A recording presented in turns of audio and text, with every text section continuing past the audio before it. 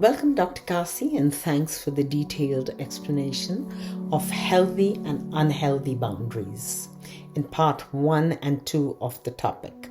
In part 3, we would like to cover some basic terminology related to limitations and boundaries. My first question is, what is age regression?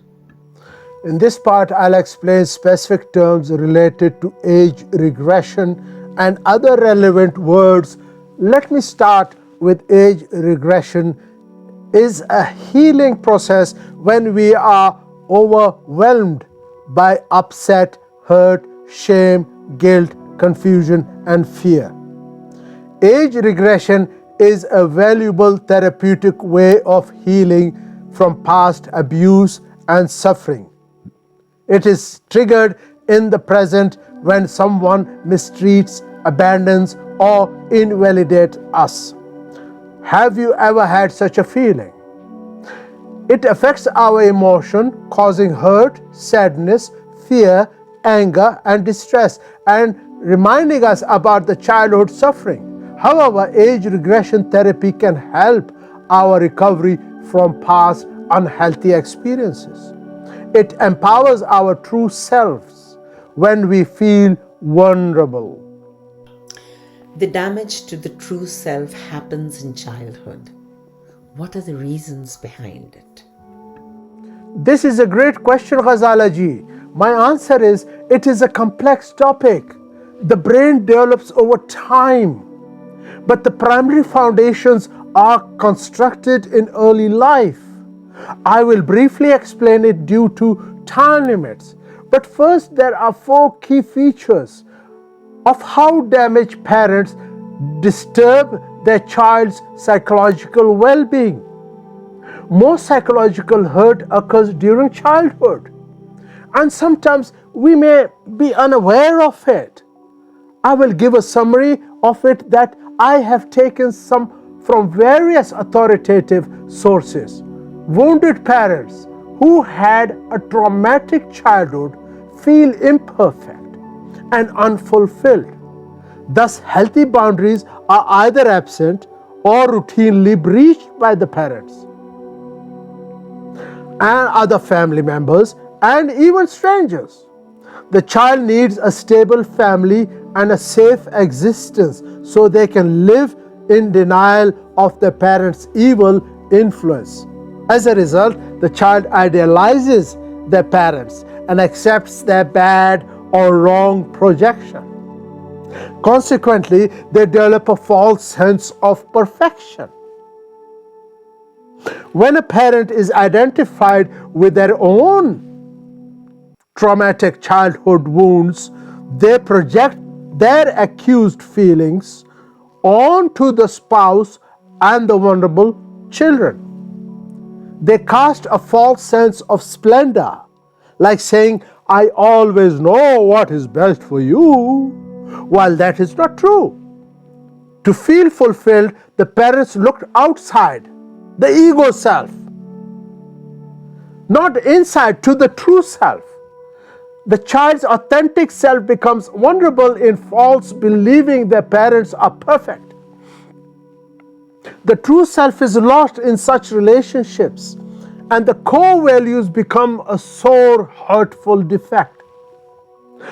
The psychic and emotional energy related to life's biological instincts, like desire, is often wounded, and wishes and wants and needs become self-obsession.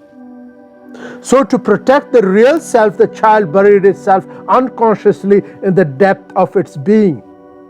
This hiding gives the child a defensive boundary to form in the form of age regression. So when abuse, mistreatment, or rejection happens in our adult life, we take shelter in our inner child bubble. Dr. Kassi, could you explain why we feel helpless and vulnerable when we are upset or hurt? A great question, Ghazala. When we feel upset and hurt, we feel vulnerable and helpless and take shelter within ourselves due to unhealed issues of childhood that need healing.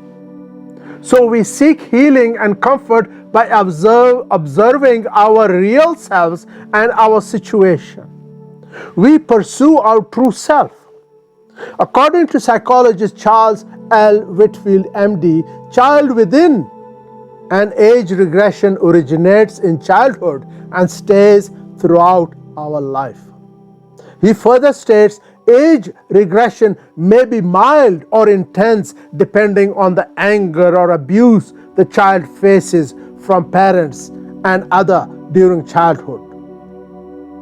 Whenever someone violates our boundaries and we face pain and incapacitating feelings, we seek healing in age regression,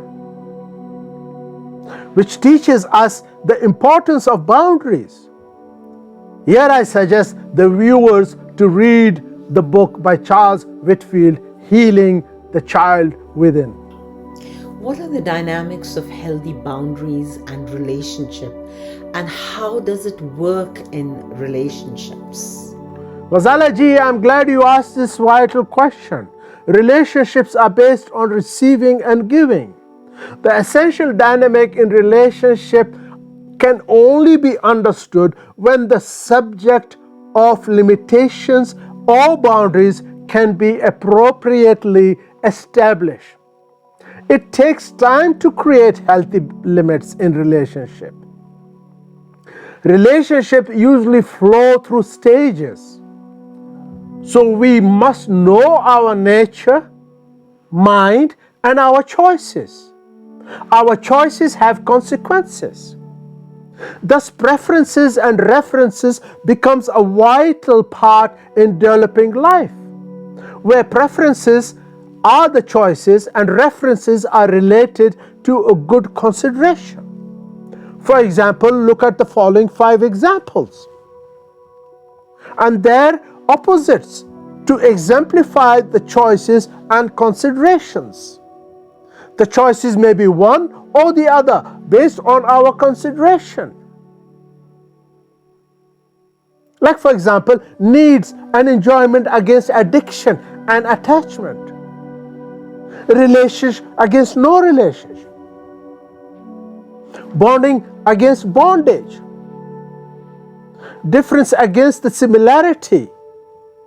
Rules, habits, roles against spontaneity and flexibility. Pursuing and distancing against mutuality. Dr. Kassi, can you tell us about giving and receiving in relationships and the dynamics of such exchanges? This is a pragmatic question. My answer is that the dynamics of any relationship depends on giving and receiving. This is where interaction occurs, which guide us in avoiding unhealthy relationship. In any conflict, the core attributes of the true self is that we must own what is mine and what is not mine. For example, in a conflict, we get aggressive or enraged, and who is the victim? Let me start by reminding you that what your is true self is your beliefs, choices, decisions, experiences, intuitions, needs, sensations, wants, unconscious experiences, dreams, and fantasies. Sharing such crucial attributes with others help us develop healthy relationships. Living through positive interactions and awareness of our true selves will create healthy boundaries and peace with others. On the other hand, in negative interaction and ignorance, we work from false self, the ego, where we have very little awareness of our true self. We will develop unhealthy boundaries and war with others. Thus, we stagnate our progression by ignoring the true self. the identifying it with the false self. As a result, we fakely feel victimized and project our feelings onto others, like anger, shame are a good example. Melanie Klein, a psychologist, introduced, quote, projective identification as a way of identifying self-behavior and conferring it onto others, unquote. I hope this answers your question. In one of the answers, you had mentioned a conflict between what is mine and not mine. Can you please explain? This is a great and moving question. I'll try to be simplified and answer a complex topic. Let me start with a quote from McKeown J. Wong. Quote, boundaries and relationships are about two or more people with individualized positions. Unquote. One can work from true self and the other from the false self, ego.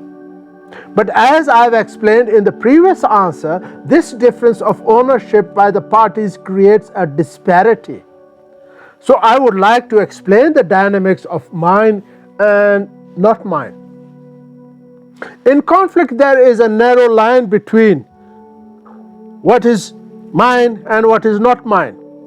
When we can consciously understand from our experiences and awareness in relationship conflicts, and the more we know about our true selves, the more we fully appreciate what is mine and not mine. When our boundaries are breached, our true self is hurt, for example, by others, projecting anger, shame on us. Therefore, avoid unrealistic reactions to a person, place, or thing and approve of encouraging healing. Likewise, in covert sexual abuse, we feel abreaction, which is experiencing suddenly painful physical sensation of wheezing, sickening feeling, as the past ungrieved abusive trauma is brought to our awareness. Therefore, please write down your emotions in a diary or a piece of paper and seek feedback from safe people, the therapist, to empower your true self. I hope it answers your questions. How can we sort and own what is mine and not mine? This is a pragmatic question answer and needs an expert input to the individual cases. I can only briefly define it. You can work through conflicts and their causes by looking at 3 levels of conflict. Please seek help, expert help if you feel so. Number 1, look at what your current conflict shows, the proximity between the here and now, in the present, and the actual dynamics of the dispute. The differences may vary from minor to major conflict. However, working through this at this level is easy when the involved parties seek to acquire a resolution. Number 2, my past damage conflicts. This level takes us to a deeper level of real self, and even to the unconscious level, that part of which we are not even aware. At this level, the conflict may seem within multiple people from our past. Our feelings are intense and are often overwhelming, and common sense cannot resolve them. We can only look at the experience of whom, when, how, and what, who did it. When they did it, how they did it, and what they did. Look at the sequence to seek solutions in the present. Finally, seek resolution of the unresolved past conflicts through an expert if necessary. My suppressed memories or beliefs. This is much more deeper and includes memories of painful situations, patterns, and messages. But again, We we may have repressed it in our unconscious mind as an ongoing concern. And we must look at our rigid rules and belief and find out what aspect of our past conflicts we have incorporated as a part of the self. For example, shame from childhood, projected on by us by a dysfunctional family, can become incorporated in our lives. As a result, we develop low self-esteem that manifests in all parts of our life, including intimate relationships. Thus, eliminating unhealthy boundaries and creating healthy ones is crucial to a fulfilled life. In addition, we may need expert counseling. Please do if you need it. I saw the term core issues in your answers. Please explain core issues in relationships. Core issues mirror our areas of conflict. Core issues interact between the self and others. If left unhealed, they obstruct our ability to experience our true self. So it blocks us from forming healthy relationship with others. You may ask, what is an issue? An issue is conscious or unconscious conflict concerning potential problem that needs attention and change. The core or central issues that come up repeatedly in our life, according to Charles L. Whitfield, MD, there are 15 core issues. Please read his book, Boundaries and Relationship. I will highlight these as follows. I cannot elaborate on each due to time. However, let us look at why we have high tolerance for the inappropriate behavior of others. Difficulty in resolving conflicts, fear of being abandoned, suffering low self-esteem, dependence on others, lack of trust, control of others, fear of hurtful feelings, fear of being honest and real, all or none thinking and behaving. Everything is right or not at all. For example, grieving over unresolved grieved issues, neglecting own needs, difficulty in receiving love, difficulty in giving love, our over responsibility for others than self, understanding and resolving the importance of core issue in our lives and their smooth interaction is crucial because it is prevalent, civil, and essential. Moreover, they are part of our daily life in relationship, work, insight, and feedback. Therefore, working through our core issues focuses on resolving the problems in any relationship. Also in relationship triangles, as I call them, angles and tangles. In summary, limitations or boundaries is an integral part of our life. Our past is a collective brochure of memories, depending on our families. It may be from our healthy or unhealthy upbringing. It may project our memories or experiences. But memories and experiences teaches us how to prepare our future. The link between yesterday and tomorrow is today. The present, the future can only be framed by knowing and understanding the facts in the present. Only the present provides the basis of our happy and prosperous future. In life, we develop values, boundaries, and standards. Value is your self-worth. The standard is the level of quality attained in life. And boundaries are the roadmap of life, the GPS in modern terms of your life. and it will guide you on the path to follow and to place the ladder to the exact barrier you need to climb. I trust you all have benefited from this complex topic on boundaries and relationship.